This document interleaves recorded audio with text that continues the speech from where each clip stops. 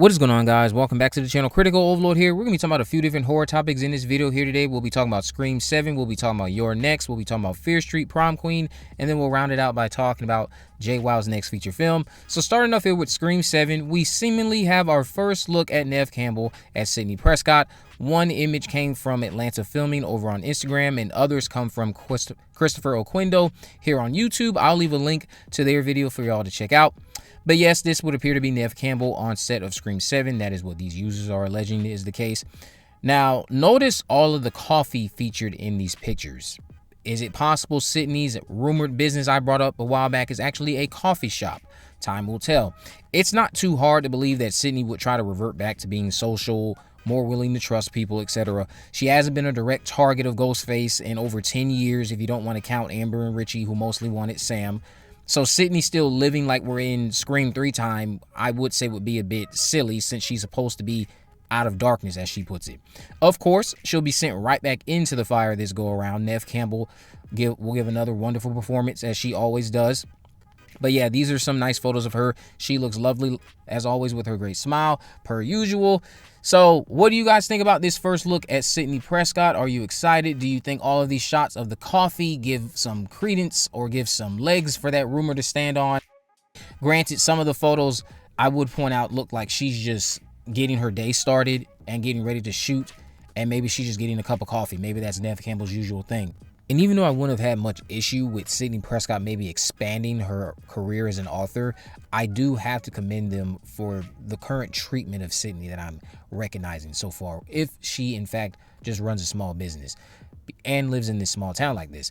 Because Sidney, to me, has always been someone who has wanted to be out of the spotlight. She's not wanted the spotlight. The spotlight was kind of thrusted onto her, and because of that, she's always wanted to stay out of it. So not to say that she could never grow into wanting to embrace said spotlight and using her out of darkness platform to become an even more bigger public figure than she already is, but I just like how they're staying true to the character of Sidney Prescott, who just wants to be private, wants to be this loving mother, wants to be away from all the spotlight attention, wants to step away from all the drama with Ghostface. Leave all of that stuff to Gale Weathers. I like that Sidney is not basically becoming a carbon copy of Gale Weathers. So I like what they are doing with the character so far, and so far so good in terms of how they are treating her and going to execute her until further notice. But I do like what I'm seeing so far with Sidney Prescott.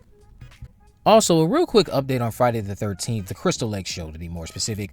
But the Friday the 13th website, the self-proclaimed #1 stop for all things related to Friday the 13th news, over on their official Twitter page. This is not directly linked to anyone with production, but this site might be the closest thing we can get to news as it pertains to anything going on with the franchise until further notice. But they put out a tweet saying that although we are not sure of exact dates of the first official announcements related to Crystal Lake, we should get some news from A24 and Peacock by May, as long as the casting continues forward as expected. How many of you in the group are still looking forward to this new series? Keep in mind, there will not be a new film in sight for a while still. Now, the most recent thing we heard from another big reputable insider, although I know people will knock him for the things he's gotten wrong, Jeff Snyder did recently tell us that Linda Cardellini apparently is in talks to star in the series, the long overdue series, as Pamela Voorhees, which I hope she signs on. I think she would be amazing as Pamela Voorhees, but I look forward to seeing if there's any truth to what the Friday the 13th website Twitter page has put out when it comes to us getting some casting news in May, as long as casting continues forward as they mentioned to be expected. So fingers crossed, because I know many of you who are diehard fans of Friday the 13th, where you feel like this is taking way too long. I'm right there with you. I am actually getting to a point where I am eager to get my fix of Jason. It's been way too long since we've been getting some Jason content on screen, whether big or small. The game, while it was short-lived, that was a fun game, but I'm ready to see something new added to the overall on-screen franchise. So we'll see what comes of that. Let's now talk about You're Next. So You're Next just had a re-release on physical media with an updated commentary track from the creatives involved with the film. Simon Barrett, who wrote it, spoke on his scrapped You're Next 2 idea, and this article was written by Bloody Disgusting, but I guess the direct source from this is an actual audio commentary track. But Simon said the following. He said, "Our sequel idea, which I'm glad we didn't do, was the notion that Aaron would be arrested. she'd be basically blamed for the murders due to her jarring Australian accent. A jury would railroad her. She'd be instantly sent to prison by the corrupt American judicial system. While she's chained to all of these other prisoners, their prison van gets attacked. So it was going to be a kind of Cutthroats 9 thing where she's chained to a bunch of other prisoners and they all take refuge in a meth lab near the accident. We were going to use all the meth lab booby traps. Basically, my point is it's really good we didn't make this movie. It would just make you like the film less.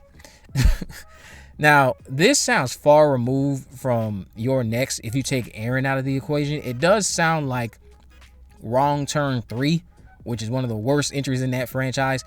However, in 2023, or sometime in the past, I believe someone else in the creative team, it might have been the same individual, made it clear that their idea also involved expanding the criminal network, revealing even more accomplices, and they were going to go after Erin before she gets to a jail cell.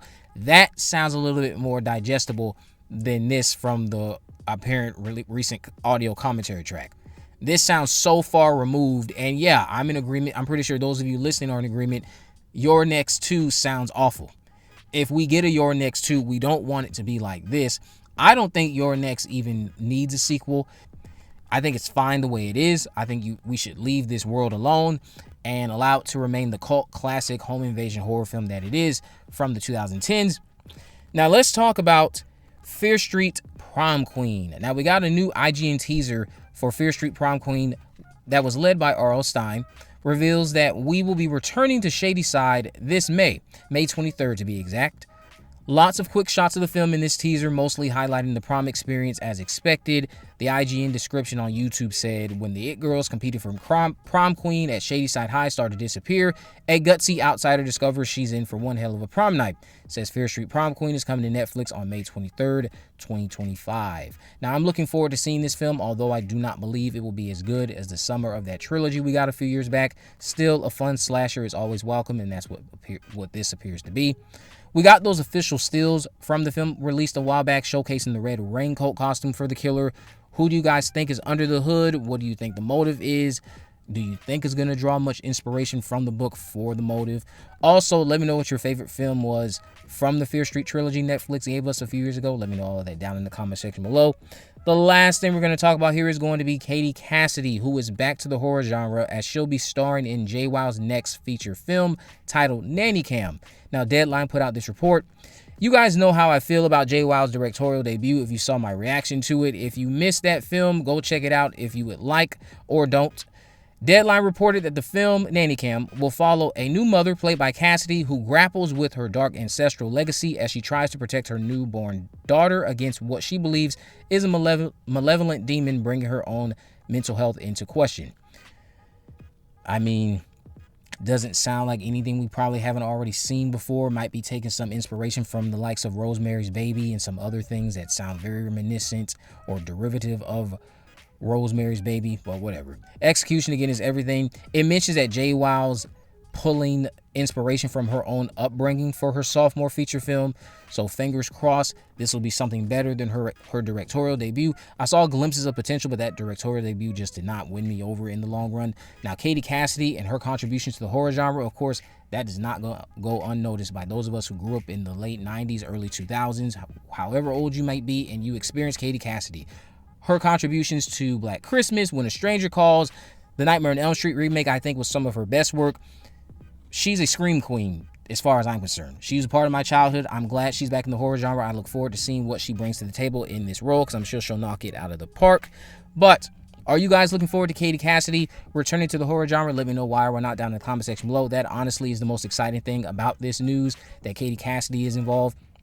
I'm sure she'll do fine. Even if the film is a bust, she'll be another highlight because I'm not trying to say that all the films she starred in were these great things.